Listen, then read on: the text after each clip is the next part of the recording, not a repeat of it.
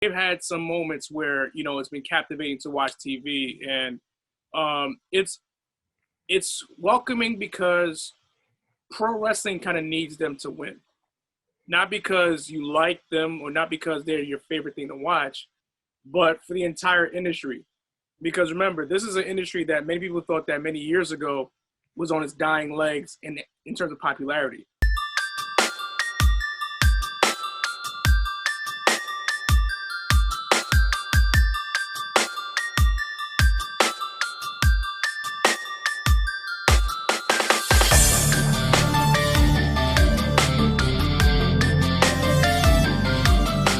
What's up, guys? Y'all already know what it is. It is the Backstage Brawl, and I am your host, as always, the GoldenChild, alongside PeoplesChamp and alongside Kid Ty.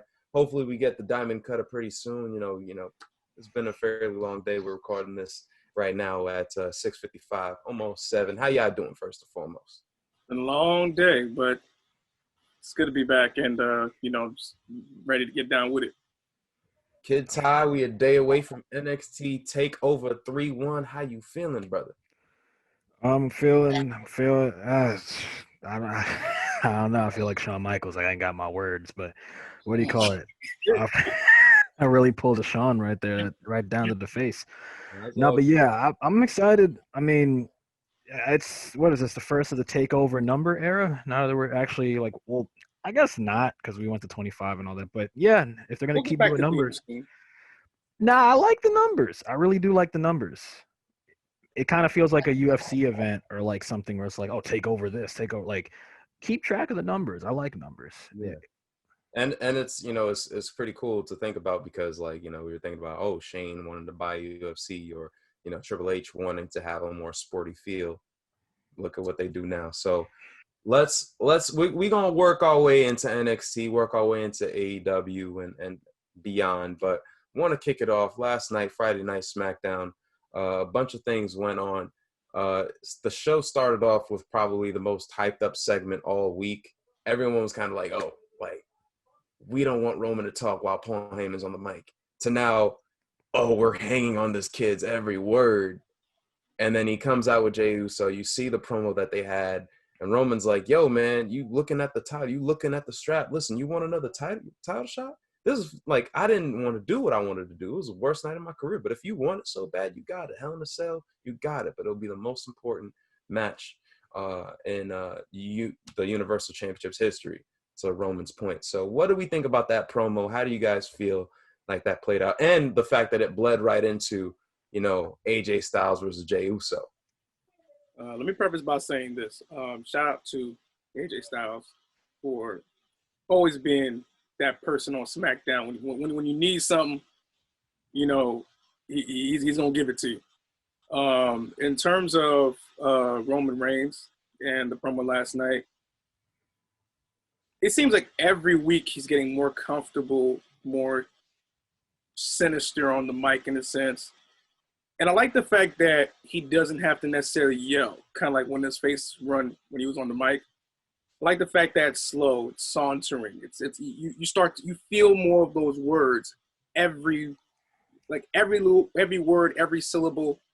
It impacts more when he makes a statement, and you feel it more, kind of like a Randy Orton even that we have now, or a Jake the Snake originally, who was a master of those very slow sauntering, very quiet, mellow, well, not really mellow, but very, very thought-provoking promos, because psychologically it has to get you invested, and in a way it could psych out your opponent. And to make a story short, he was directing what he wanted for Jay.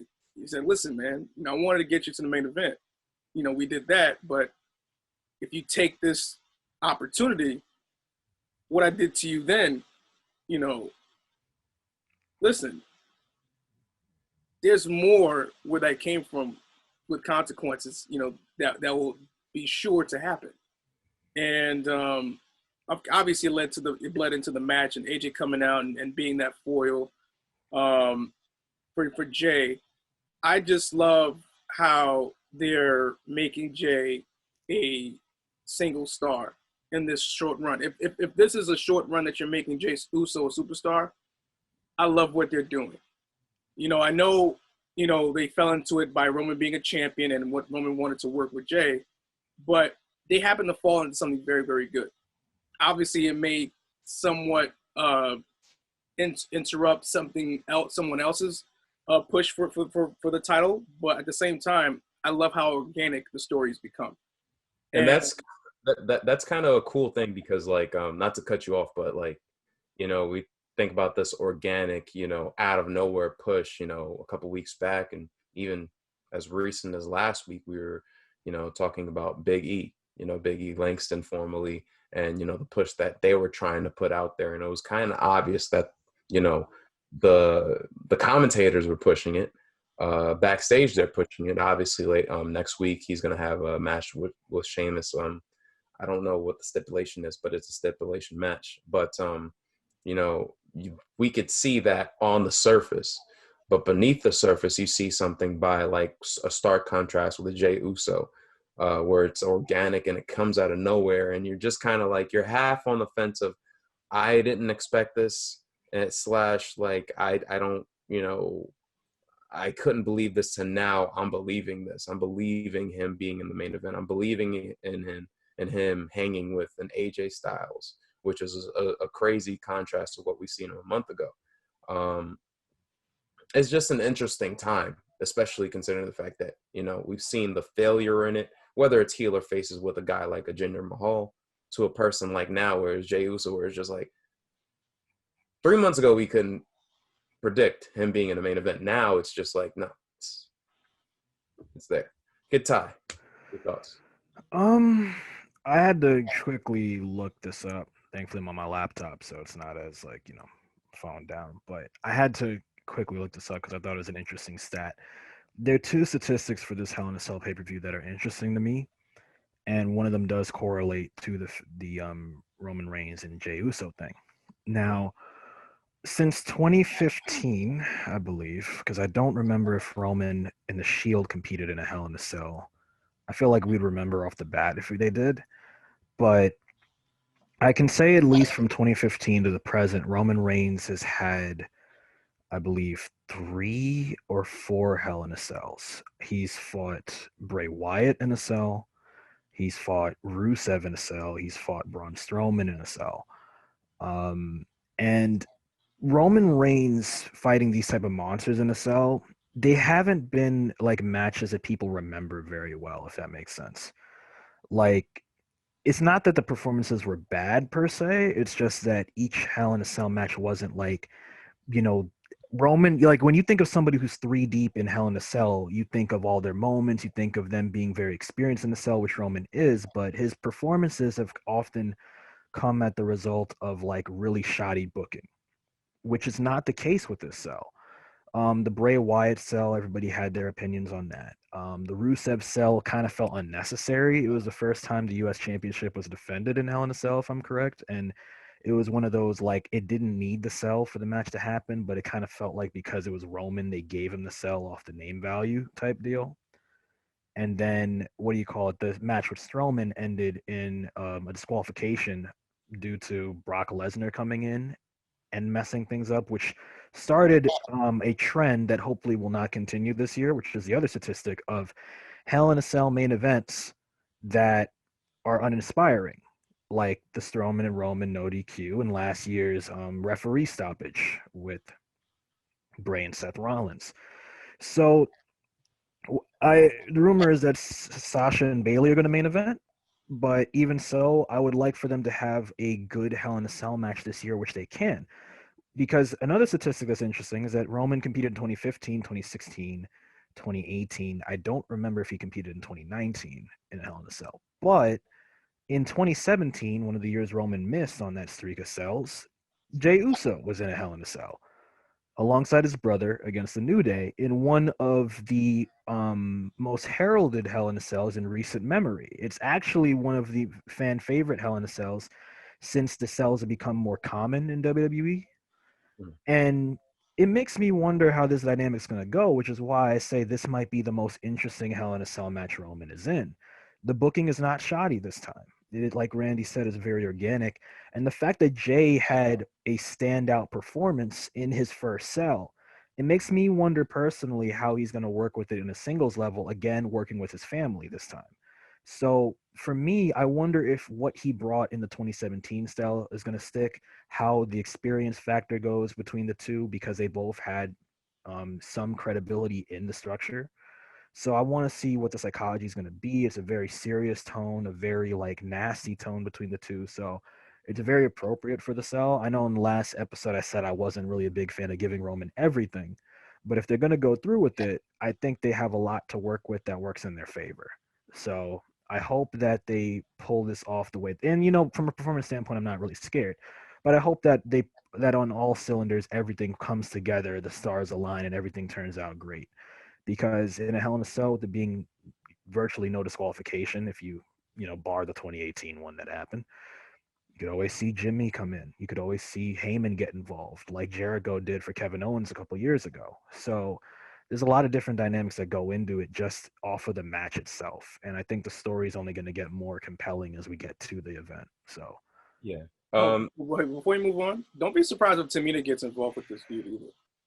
Based off the WWE 24 for Jay, like I wouldn't be surprised if she gets involved, because like it's so emotional and so like the story writes itself, and as it's developing currently as it is right now, I'm pretty sure she's probably going to be involved in an angle where it's her convincing Roman to basically either call it off or trying to convince him about where his head is at, what he's doing, and how it's affecting the family. So I wouldn't wouldn't be shocked go if down that route. I wouldn't be shocked if Roman got physical with Tamina. I mean, they have been opening up to more women and males attacking each other, quote unquote, so that's possible.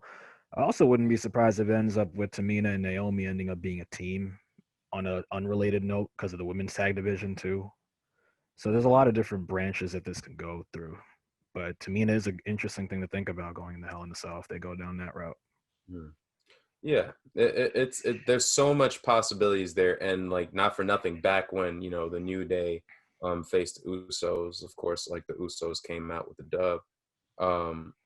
The gimmick, like they I think that was their peak, right? The Usos like locked They down. called the whole cell the penitentiary. If anything, Jimmy has like a right to say this is his match, but Roman has had more Hell in a Cell matches, which is one of the reasons why I'm like, it works for both of them.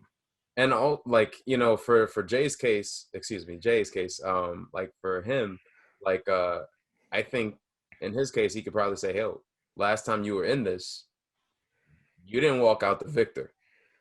As a matter of fact, you were part of the rubble. Exactly. So they could play it like that. So a lot of things that they could get into.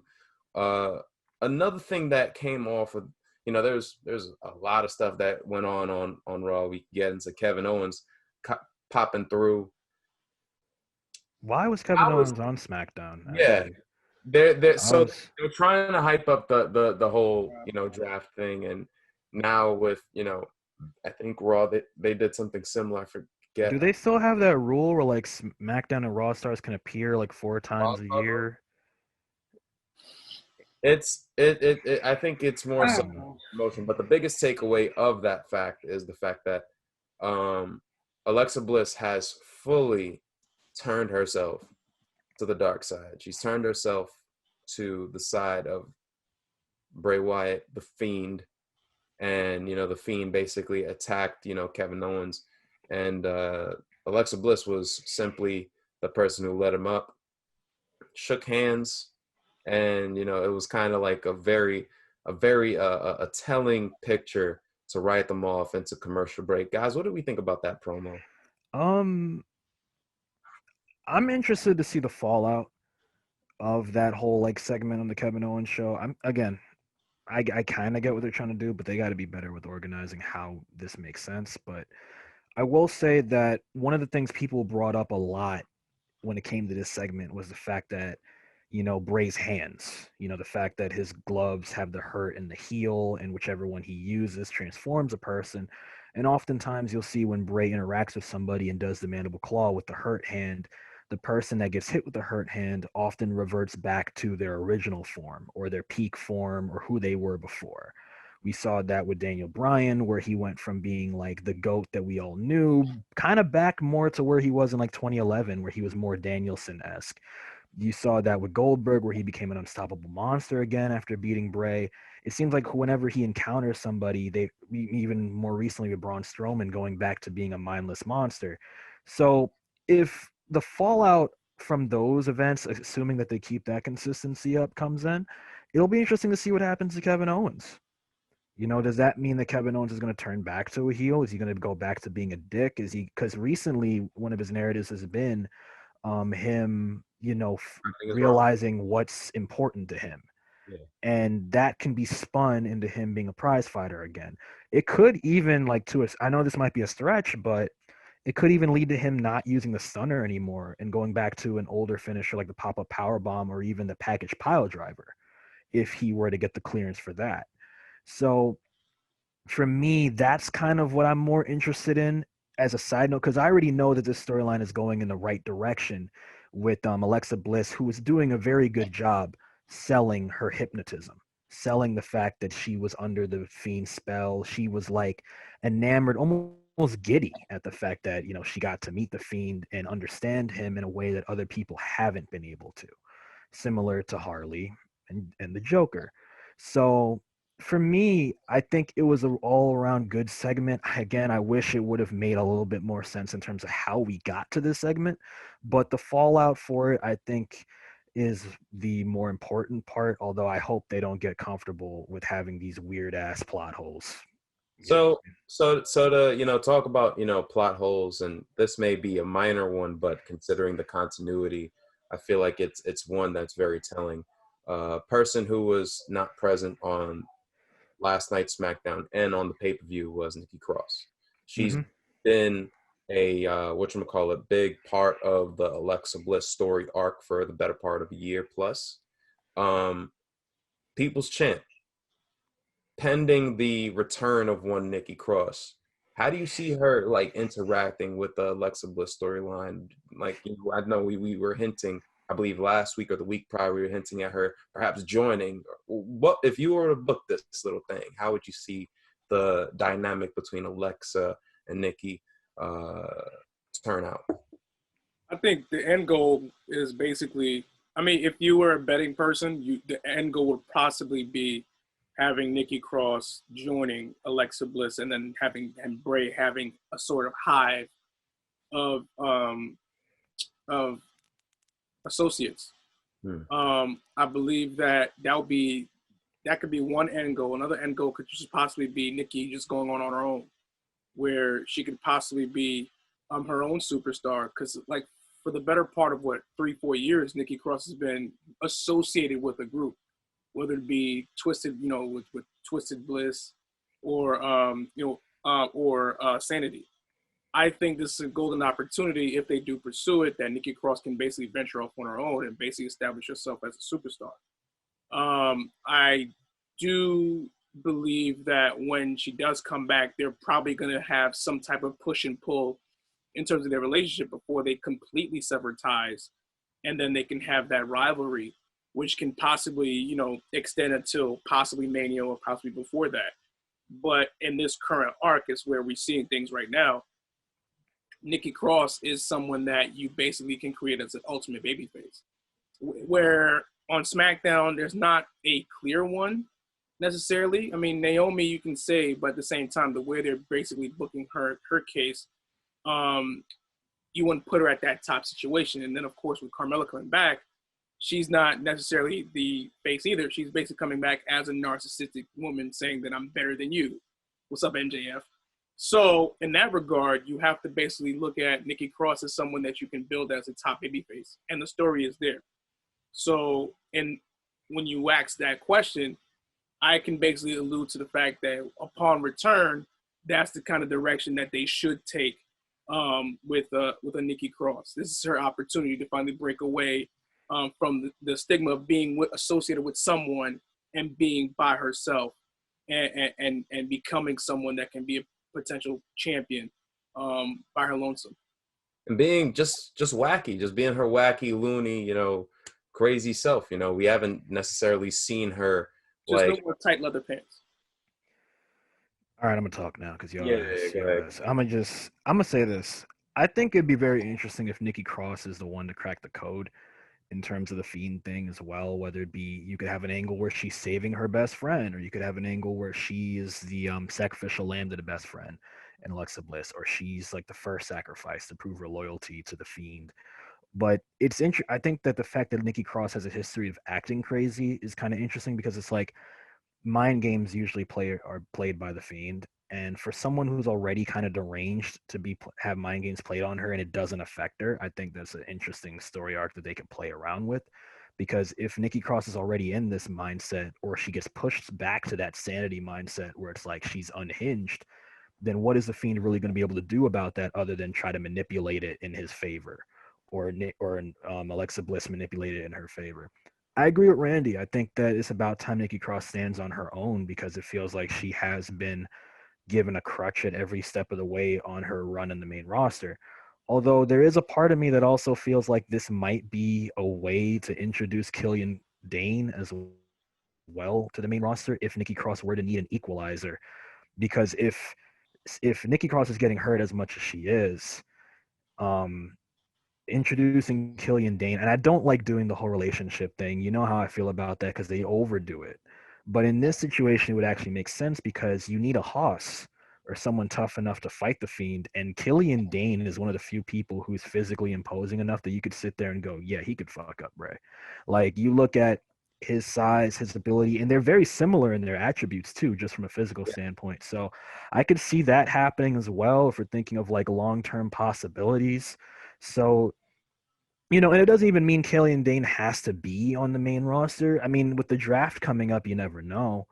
But I'm just saying, in terms of what Killian Dane's been doing in NXT, he's been in a lot of like random feuds, kind of proving himself in terms of like being in extreme environments or being in characteristic wrestling environments. This kind of fits the bill in terms of like if these two fight, if it's anything like what Sanity went through with the Authors of Pain and stuff like that, where they're like going through tables and stuff, I could see Bray and Killian Dane having a hardcore match for the ages if given enough time. Or a tag team, a mixed tag hardcore match could possibly happen where everyone's getting beat, everyone's taking some bumps. Just like so much damn running cross bodies. Remember, TLC's only 2 months away, so. And it's like a deranged mix. It's like the two out of the three faces of Foley are at odds for each other over mixed body. It's like a deranged version of Mankind going up against an even more deranged version of Cactus Jack, and that sounds like money on paper. So that's a fact. We do have to keep it rolling. Two more things to touch on SmackDown. We had an Otis sighting. We had the Otis, John Morrison Miz saga continuing, but happy birthday to him, by the way. Happy birthday to Johnny Mundo. But guys, like I have this question that like I've been mulling for a while. Like Money in the Bank, Mandy Rose, Otis storyline was on fire, was best thing on television, arguably. We're here now. Otis has the Money in the Bank briefcase. He's on his own. And it seems like we've given a lot of positive reception to what they've been doing up to this point. But in the same regard, it's like a lot of the attention, to no fault of his own or anybody else's, has been taken away. Has Otis lost steam to you guys? Yes. Yes. And it's a damn shame. It's not his fault. It really is not his fault. It's not. And I can't even put it on the booking or the creative staff either. It's just something that just happened under its own. I do think that trading or putting Mandy Rose on Raw was also like the death knell into his rise. But they kind of booked themselves into a corner with Otis anyway. So it was gonna have they're basically gonna run themselves off the road. And by saying that, you like, when him winning the Money in the Bank was great because at the time it was Braun Strowman. They could have played off, whether or not, will he, won't he, in terms of cashing it in. But now you have Roman Reigns coming back and then being the person that he is right now at this stage on SmackDown. You're not going to cash it in on a guy that's basically white hot right now in terms of his current run. Miz and Morrison, essentially, like I said last week, they serve as a perfect foil in order to basically, keep them relevant as well as themselves. But at the same time, the air has been let out of the balloon in terms of Otis. And it's unfortunate that it has happened, but it's also impacted both all three of them, to be honest, in terms of booking it. And it's no fault to anyone. It's very weird. Like, that's the thing, because, like, we've seen this with a couple of other veterans who've come into WWE. They've had let's say, to go off a GM mode or something like that. Let's say if they came into the company 75 popularity, 75, 80 popularity, right? And they're in this storyline that is like they're doing all the right things. They're hitting all the right points, but it's a streamline, it's a steady pace. But it's ongoing and it's ongoing and it's ongoing, and you are and it's helping a person who's been like, let's say, a 50 popularity, right? And they're kind of escalating. At a certain point, of course, like, you'll see a situation like perhaps it's a victim of being on a show that's been far more superior in comparison to their other counterparts in WWE television. But in the same regard, you usually have that, thing where you still are rooting for the good guy. You're still rooting for Otis week by week. Yeah. But I don't feel the same thing now. You know what it is? Going back on Miz and Morrison. Continue. Go ahead. No, you know what it is? It's just the fact that, like, a lot of, like, he was pushed at the forefront. I mean, one of the rumors was that he was one of Vince's favorites. Like, Vince really liked him. And he was pushed in such a big position early on that the only way it was going to go was either it was going to stay steady or decline. You couldn't really go much up from there because you put him in a position where it's like, oh, you like the guy. You want to give him something big. You give him the whole Money in the Bank briefcase, and then that's it. Like, that was kind of like the height of, like, his potential, if that makes sense. And with Mandy, you couldn't rely on Mandy forever either. Either you develop their relationship more and have Otis make mistakes for Mandy, find a way to develop their relationship, or you break them up after a point. And, we also saw, like, issues with the push as well, because there was a point in time where we were wondering where the hell Tucker was, and then Tucker came back. Like, there were kinks in the armor everywhere. The thing with Otis that makes me sad is the fact that, like, giving him this briefcase, they didn't give him a lot of options, even though he has the biggest option in the briefcase. Like Randy said, you can't really have him cash in on anybody who's Universal Champion, because it would come across as a shock victory, which would be cool, but in the long run, it would probably destroy Otis. Otis would end up getting, like, beaten down and buried, essentially, after winning it. So it wasn't going to do him any good. And then on the second end, like, you didn't give him the flexibility to pick a championship either. I remember a couple years ago, back in 2016, like, Kevin Owens, Cesaro, Miz, and Sami Zayn were really hot, and they were fighting for the Intercontinental Championship before the brand split started. One of the things that I theorized that would have made a lot of sense was had Kevin Owens won had won the Money in the Bank. One cool thing they could have done is had Sami Zayn beaten Miz for the championship, and had Kevin Owens cash in the Money in the Bank on the Intercontinental Championship to continue off of the hatred Kevin Owens had for Sami, where Kevin Owens was like, I could have cashed this in on a world championship, but I hate you so much that I'm willing to spite you to take away the belt you worked for so hard, to take it away from you in an instant, just like that, just like I did with the NXT championship, because that's how much I hate you. And the reason why still happen if, like, I mean, it could still happen if you were able to have Miz or Morrison, like, take the briefcase from him and then cash it in on Sami. And that's for another day. But the point being is that the flexibility, because originally the rules of the Money in the Bank was you could cash in for any championship you wanted. That's what it said originally, and eventually it was just understood that why would you when you can go after the world title right away? So that flexibility disappeared, and don't tell me it wasn't a thing, because even the video games applied that same logic in universe modes and whatnot, to the point where you could have somebody cash in on the Intercontinental or US Championship. In the case of Otis, what would have been a cool storyline angle to continue his momentum off of that is trying to make this dysfunctional trio work. Otis loves Mandy, but he also loves his brother and Tucker, and they're trying to work together to get, like, a happy family going along. And one of the ways they could have done that was using the briefcase as a way to cash in on the tag team championships, which would have forced them to become more unified in the first place, which would have continued 3 different storylines between the 3 at once. And what perfect tag team they could have done that with is the current tag team champions of SmackDown now, with the Artist Collective of Shinsuke and Cesaro. But the fact that this briefcase is limited to the world title, it puts Otis in a bind, because it's like, in that case, based on who was in the Money in the Bank at that time, he could have just given it to King Corbin, which would have made a lot more sense for him, considering he bombed his last cash in, right? So him winning the briefcase again could have helped cement his King storyline that he's been going on for a year, or whoever you would have picked. But the point is, you put Otis kind of in a crate. You put him in a box where it's kind of hard for him to maneuver around and do anything, because it's like, what can he really do? So I feel for Otis. He definitely has lost steam. Again, as everyone said, to no fault of his own. But the biggest thing that they can do right now for Otis to develop him and capitalize on what they've built with him recently, right, is either find a new purpose with the championship or have him just drop the entire briefcase in general.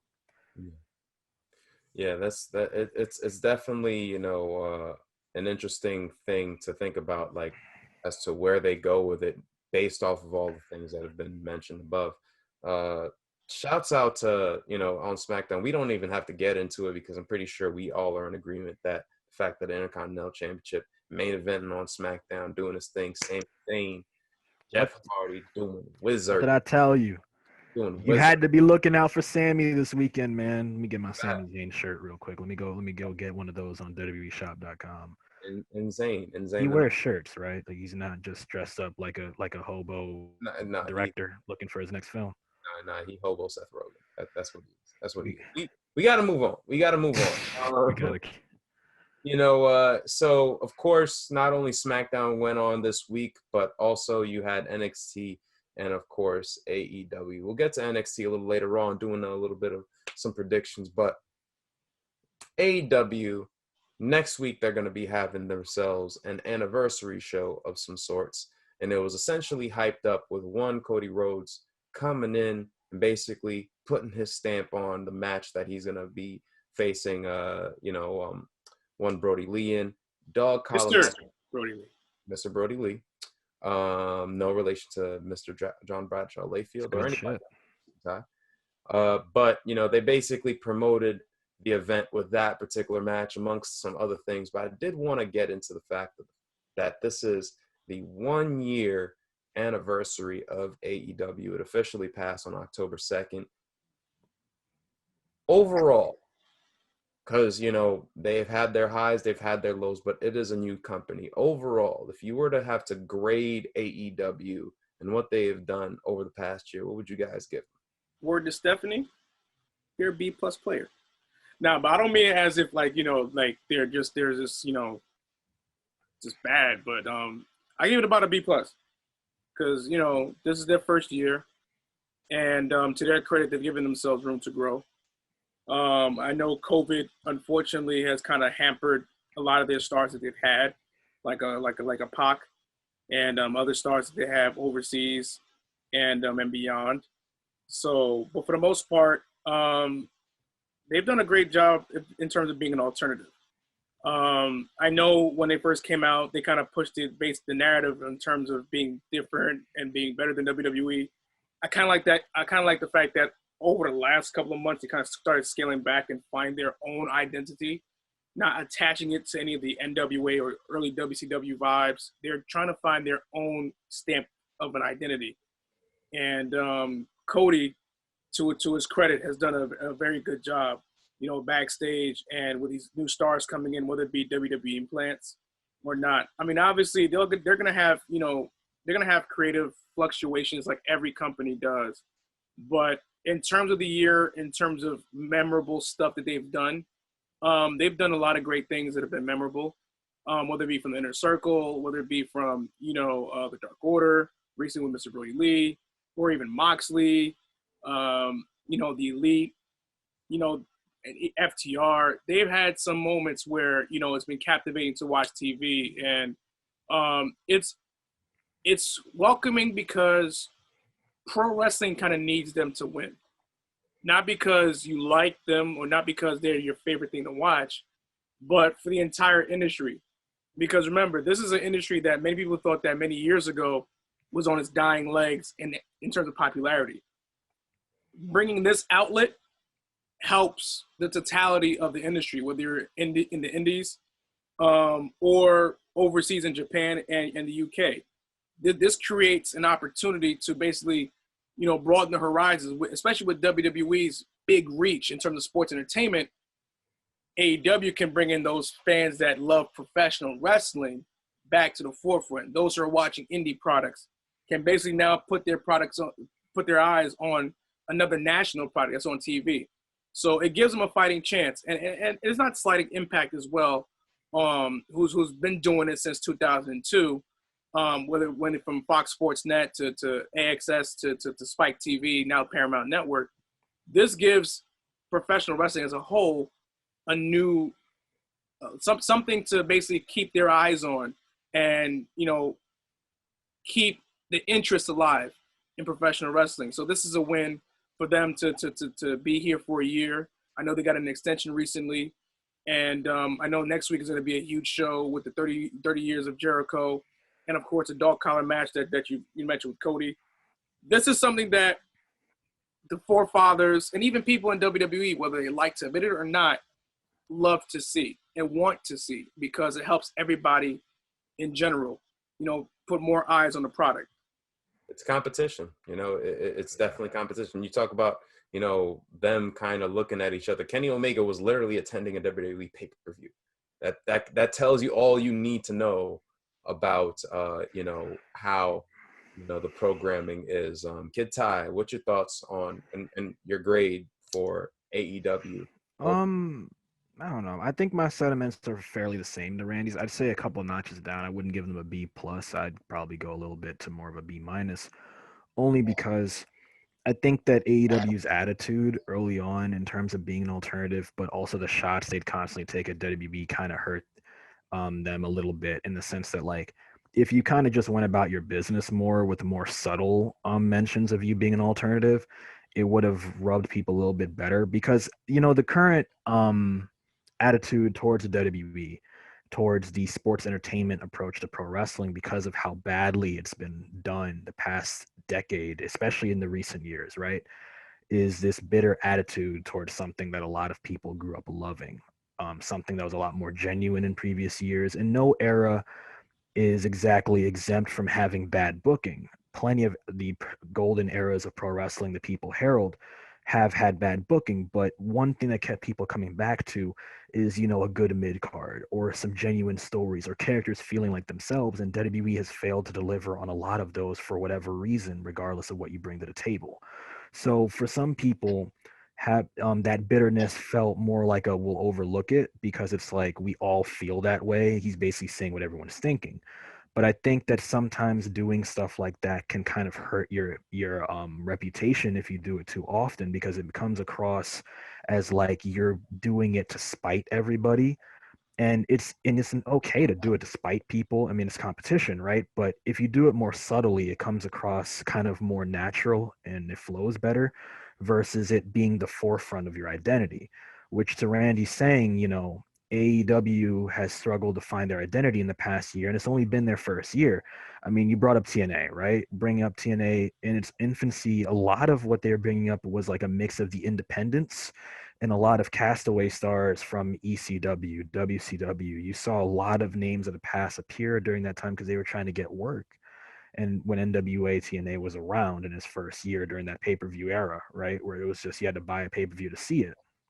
So I understand that you're not going to get everything right off the bat, but I think some of the decisions they made along the way didn't help them create a great identity for themselves either. So the hope is that now that things are starting to turn into a better direction, as Randy put it, right, that they'll be able to find themselves quicker than most promotions did, and they'll be able to show people what they're really about. Because Rome wasn't built in a day, but in the same token, like, you want to have the right resources and materials to build it right. So and like for all intents and purposes, like there's you touched up upon the first year for TNA. stuck out at you, six-sided ring, you know, the branding, like the, you know, the X division, things of that nature. And that took a while to get to. You know, it took a while to get to that point, and that's fine. It took them 2 years, which sounds like a short amount of time, but if you were there during that time, you remember when NWA TNA was a gray mat, gray, you know, the gray aprons, the red turnbuckles. It looked like a WCW show when they were being promoted by the Slim Jim stuff. So it took a while, which is why I think that AEW is doing better than most people think it is. I just wish that it didn't have to like play up to just the fans' emotion or like their spites and grievances all the time. You can take it into account, but you don't have to speak for like the voiceless every single time. You know what I mean? You have your own business to handle. It can be applied to certain things. Like if they want alternative stuff, you have many alternative characters. If you want a change, you can have that change, but you don't have to like tattoo people's quotes into your company all the Don't time. get fancy. Don't get fancy. It's Yeah, like basketball. Like don't do 5 different dribbles. Go get your bucket. keep it down to earth. Keep it out of the stands, if that makes sense. Exactly. So, you know, there goes that. NXT. NXT, you know, of course they had like the segment with, you know, HB Shizzle, Finn Balor, Kyle O'Reilly, that segment. But, you know, I do want to just I could do without reviewing NXT because we all know it's dressing over NXT 31 this coming Sunday night. Guys, what are your thoughts? You know, this may count as a preview, all that stuff. Like, what do you think is going down? Your bold predictions, whatever the case may be. Y'all take it away. It's gonna be fun. It's gonna be fun. For a lot of reasons. Especially for the atmosphere tomorrow, because what I'm hearing, they might actually have live fans tomorrow at the venue. And of course, for us at the Backstage Brawl, we'll be in the city at a watch party alongside the Jobber Tears podcast and other wrestling groups as well. So it's going to be a very huge opportunity to kind of just see a live event, you know, at that venue together for the first time since since COVID kind of took over, you know, everything this year. The show itself, I mean, I like to say TakeOver has had no losses. You know, it's always been hitting. No matter every TakeOver since the first one back in February of 2014, there's always one match that you take away from. You know, and we were spoiled early with the early TakeOvers, and even now TakeOver, there's always something that you're gonna leave with the TakeOver events. And for me, you know, obviously the main event, you know, tomorrow will be something that I'm looking forward to.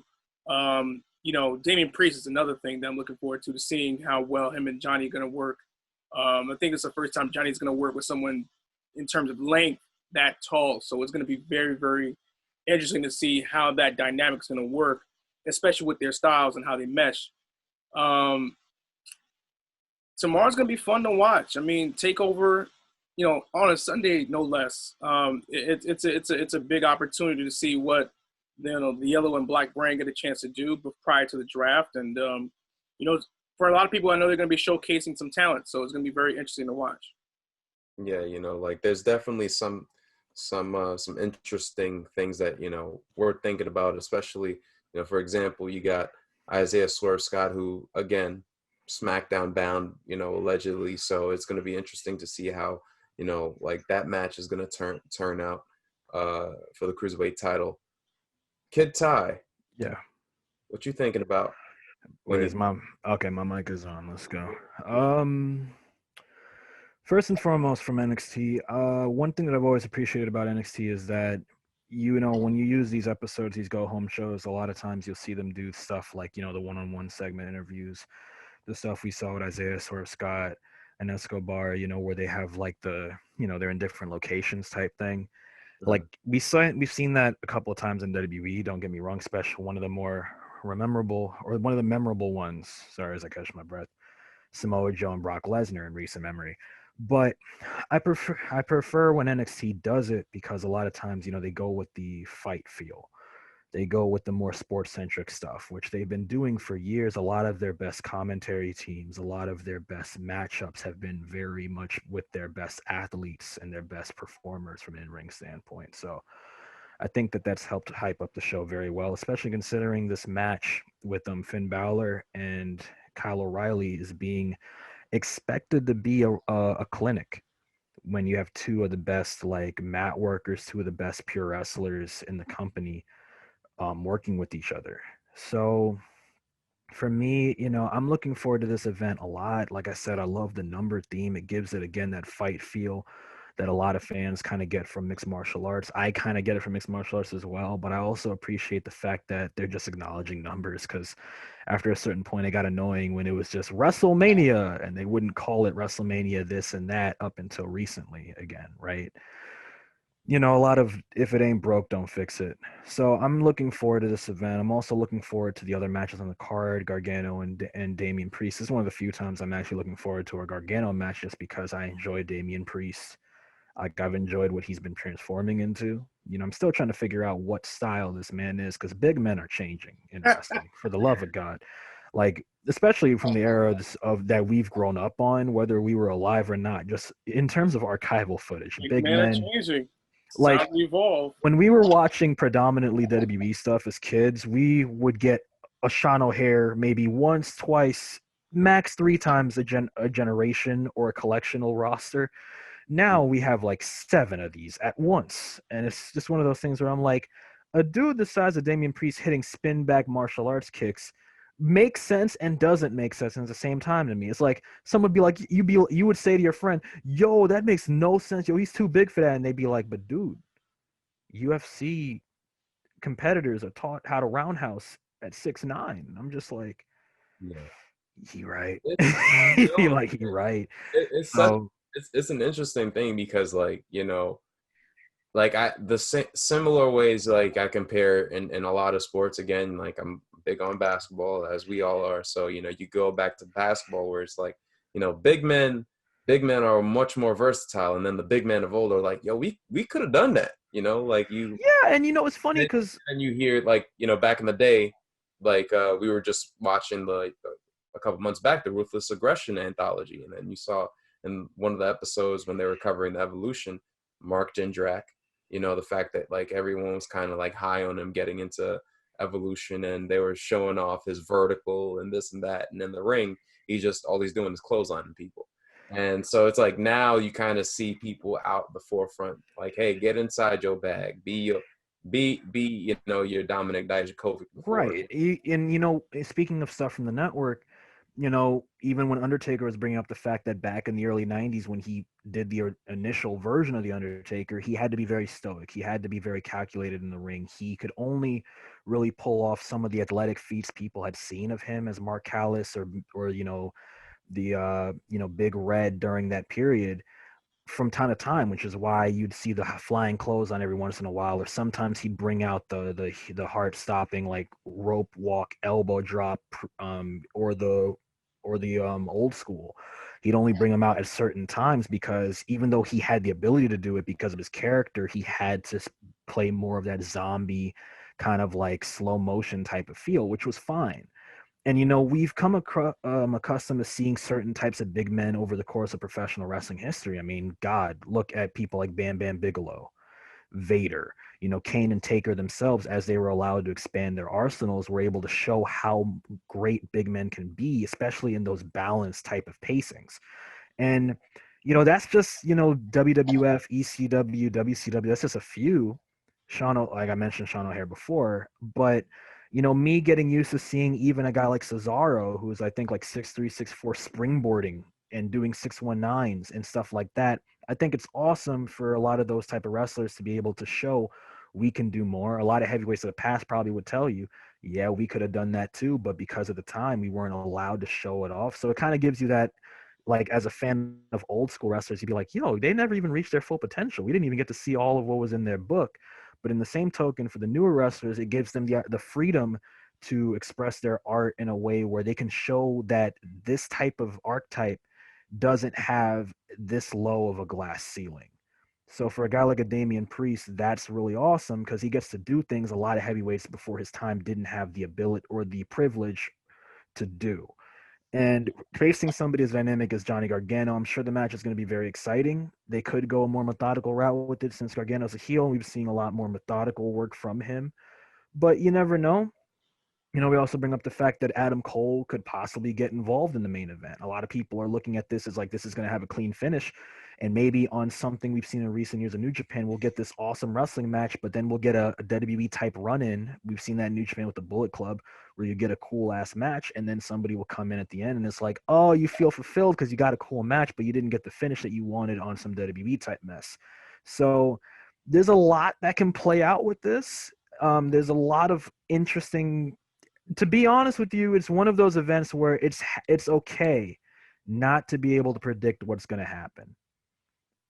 And you just hope that it reaches some of your expectations or it goes beyond it or it shocks you in a way where you're pleasantly surprised. All I know is that when Balor and Kyle O'Reilly square up in those first 3 minutes, I'm going to be salivating as to where they're going to go after those first 3 minutes. To the hospital with all the knees and kicks and concussions. And yes, and all the sound effects and the a quick thing, because you did mention the whole big man dynamic with Damian Priest. When you mentioned Cesaro, I have this rant pent up in me for years with Cesaro that has absolutely nothing to do with his in-ring work. Nothing. It's just his weight. It's just his weight. I'd be looking like Dean Ambrose when he first came into the business, or Miz, like weighing in at 231 pounds. This is how I knew wrestling wasn't shit. It's like Cesaro weighs 232. I was like, ain't no goddamn way. He's like, if you 232, everybody else is 200. You are cock diesel. Something wrong with this. And somebody the size of Cesaro, you'd expect him to wrestle like Randy Orton if you didn't know what he was about prior to. I mean, which ironic because if you look at Randy, match on us. Don't do that. We've seen it a couple times in the past. We've had some dope matches. My point being is like, it's ironic because Randy Orton back in OVW was an athletic motherfucker. This man was doing springboard crossbodies. He was doing planches to the outside. He's not still.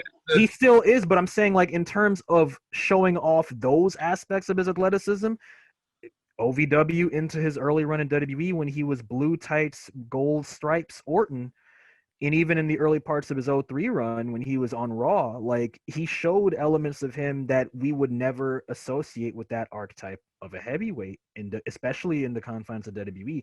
That's something you'd be more accustomed to seeing in Japan or ECW with a guy like a Mike Awesome, another one of those generational guys where it's like, damn, yo, Mike Awesome was ridiculous. So I'm just saying, if that's anything, those are some big shoes for Damian Priest to fill, considering he's coming from a long line of unorthodox ass heavyweights, especially around that height.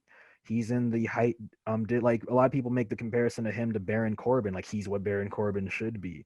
Like he's in that range of those 6'8", 6'7", 6'6", 6'9" monsters like Taker, like Kane, like Mike Awesome, fucking like he has a lot of shoes to fill. I mean, even more recently, Keith Lee, in terms of a heavyweight that's that fucking gifted. So SmackDown. And the artist formerly known as Dominic Dijakovic, Dijak, T Bizzle.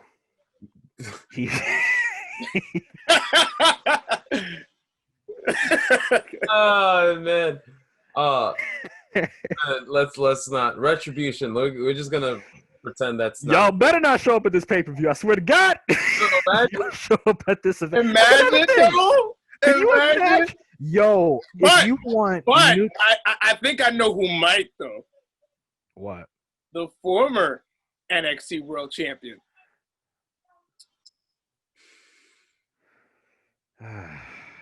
That's another thing on this page. You didn't lose it now. There are 3 projected people that I've heard for the NXT, the World Champion that they think is going to come back. One of the ones that have come around recently was Bo Dallas, which I actually think is the smartest choice. Bo Dallas has been off of TV since I believe November. Some of the most prominent stuff he's done on the main roster was his original Believe gimmick, which led to a weird feud with R-Truth. Him eventually forming a team with Michael McGillicuddy, and eventually them becoming the Miz Taraj, which is what a lot of people remember Bo Dallas for on the main roster. If you don't remember him beating Wade Barrett in 2012, Or went out for B team. or B Team, which we liked it at first. I still think Battle Scars was the better theme, and they should have just ran with that. And WWE makes me cry, and sometimes God weeps tears of piss the way this booking goes. But the point being, Bo Dallas, before all of that, had a very awesome run in NXT where he was this unconventional heel where he wanted you to like. It was sort of like Rocky Maivia if they had went along with it as him just rubbing in everybody's face that he was the good guy. You hate him because he's the teacher's pet. You hate him because he was too perfect. And then he wasn't even really perfect because he'd rub it in your face. You know what's cool with that? And I feel like it goes over people's heads. Bo Dallas laid out the blueprint for a team like the New Day. Yeah, because New Day's initial gimmick was to be the happy-go-lucky people, but make you hate them for it. They dove right into that, so it will definitely be a good thing. So we have Bo Dallas. Who else is rumored? Another person that's been projected is Bobby Roode, because Bobby Roode recently came back to WWE TV and had a standout performance with Drew McIntyre on Raw for the WWE Championship, which would lead one to believe that the momentum that comes from that would allow him to come back to NXT, where he'd be used in a more prominent way. And a lot of people feel like he has some unfinished business in NXT. I mean, his run was cut short going over to SmackDown. He lost the championship to Drew, which got answered this week, and he didn't really get to have the run that he may have wanted. It was one of my favorite NXT championship runs since Bo Dallas, ironically. A lot of their real heel champions are some of the more memorable champions that they've had, right? So Bobby Roode is an interesting one as well. Yeah. I can't remember. Actually, I'm trying to think of who the third projected person was. But let me see. Going on down the list of NXT champions of the past, if you think about it, well, we know Pac's not happening. But what do you call it? Pour one out. I think that at this rate, it would it might have been Ember Moon. Yes, there we go. Ember Moon. Because Ember at her injury was so like in the situation with her injury, it was actually projected she might not return anytime soon or at all because of how badly she's been hurt. And she's kind of been under the radar unless you've been following her on her streaming channels or her actual. She's been going sneak distance for months. Yeah. So like if Ember Moon were to return, it would be a huge deal because one, a lot of people have been saying since she's been on the main roster, although she's had glimpses of, it's her time, she has constantly been kind of put on the side. Like when she got to Raw, Ronda Rousey was there. And when she got over to SmackDown, like we were in the wake of the eventual Bayley turn. So she wasn't going to get a lot of love there anyway. Actually, she was losing the Bayley fairly consistently before she left. So her going back to NXT where she kind of made her name in the first place seems like the right pick. And who knows if the NXT champion thing does extend beyond just world champions for men and it goes into the women's bracket, imagine some of the names that could pop up just off the women alone. So Ember Moon might not be the only projected person just off of that expansion of the NXT champion coming back thing. It'll definitely be an interesting thing. Real quick though, before we go, we have Finn Balor versus Kyle O'Reilly. Finn Balor is, I believe, is a universal favorite of the Backstage Brawl. Before we go, your favorite NXT TakeOver match from Finn Balor. You two, if you could pick one. Wow. Pick one at the very least. Oh boy. 31. I think 2015 with Kevin Owens. In the ladder match? Okay. That's not fair because Finn Balor, my favorite Finn Balor moments, a lot of them came from NXT TV when he was I forgot about Joe. I'm not even gonna pick Joe. I wasn't. Everybody knows I'm not a big fan of that series for obvious reasons. That cage match though. No, that was great. The other two, I was just sitting here like, just give Joe this goddamn strap. Y'all being bitches. But what do you call it? I think my favorite NXT takeover match from Balor would probably be the one where he teamed with Hideo to fight the Ascension. I just thought that was like Oh, the first one. that was a really beautiful That was a lot. scenario because the Ascension were at the height of their popularity. They were the baddest team in NXT history at that point. And for Hideo, who was struggling with the Ascension, just came over from Japan, for him to team up with an old friend in Balor, the two shared a lot of moves. It was kind of Edge and Christian, like in a sense, how they shared so much together, but they had their own identities. And I love the fact that, Finn Balor also debuted the demon gimmick, which was something that he experimented with a lot prior to, with the Carnage and Venom face paint And the over in reaction, Independence. like it wasn't even the fact, like the paint, it was the reaction. Ascension sold Yes. to a T. Like it And was, Ascension is like this dark under earth, the wasteland. Like they kind of fit that dark gimmick as well. So for them to react in that fashion, and the fact that Finn for years would kind of go on some Great Muta type mess where he'd wrestle as himself, but also bring out that alternate personality was really cool. So the fact that it started there and it started with a close friend, and eventually years later you saw, it come full circle when Hideo made his Raw debut and teamed with Finn Balor on Raw. It was a really nice like way to debut Finn Balor. It was a nice takeover match. The double foot stomps, just come on, like double. I'd love to give Finn like his singles moments. Don't get me wrong. I think another favorite is going to be the Damian Priest match with him and Damian Priest. Mm. So, but I gotta go back to where it started. I feel that. I feel that, and I love that pick. That would probably be mine, just because of like the crowd ambiance, the entrance, everything. So much respect. People's Champ, Kid Ty, Golden Child. Guys, enjoy NXT 31. Rest of y'all.